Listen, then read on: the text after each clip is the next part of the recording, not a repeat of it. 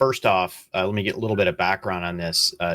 Lenovo, because it's a company based out of China, gets more scrutiny than other U.S. based and Western European based companies on security. And it was interesting. I mistakenly thought that when the company came in, it would lose, pretty much all its public and energy and government contracts for PCs and servers. But to Lenovo's credit, what they did is for nearly a decade, they underwent some of the highest scrutiny that any company can provide U.S. and Western European authorities.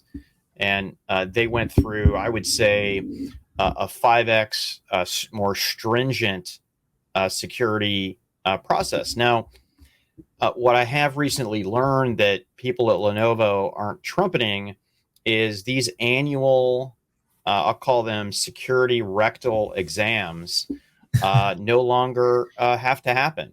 And again, hats off to the company for doing. And one of the reasons that they're in this very good position, and we're going to talk about their earnings a little bit later, is because they do invest hardcore into security. And the company just established an innovation center in Israel at the Ben Gurion University of the Negev. And I think this is a pretty big deal, the next step in what they're doing. There is something about Israel and security companies. I mean, literally, they're all over like kudzu. And it makes sense if you look at, first off, you have on all sides, they are surrounded by people who want to kill them. And even the West Coast is the Med. And I guess, that would be on all four sides. And what that does, it creates an environment where being really good at cybersecurity is an important thing, not just for commerce, but the security of their family. So I've always been just incredibly impressed at the companies that come out there. The other thing is they know how to keep secrets, where you see, some regions leaking like sieves.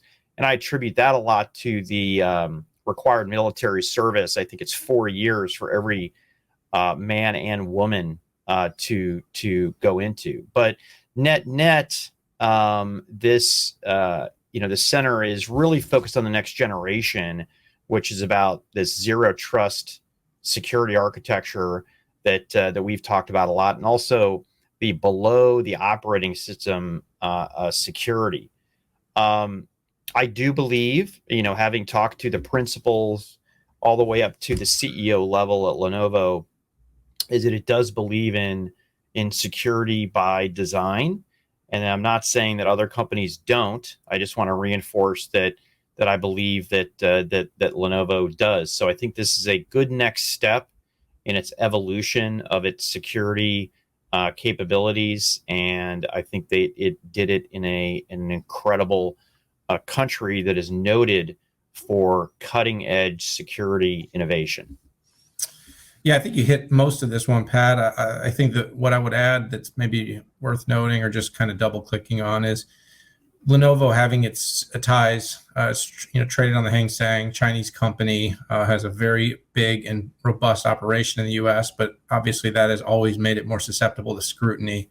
Yeah. The company putting extra dollars in investment to both publicly market and then, of course, build zero trust architectures and build security hardened into their products, and then be transparent with these Western European and U.S. and Middle East, like Israel, to show that they're operating in good faith. That was that there's a significant demarcation between a Lenovo and a Huawei, for instance, where there's been a lot of. What's that? No, I was just like, you said Huawei, and I'm like, man, They totally screwed it up. They absolutely did, and that's what I'm saying though is sometimes companies from similar regions will get grouped together, and Lenovo's putting in extra cycles to make sure that doesn't happen. So good move, good strategy. It's going to be important with their long-term growth that they continue to be able to get more and more into these larger government FedRAMP opportunities,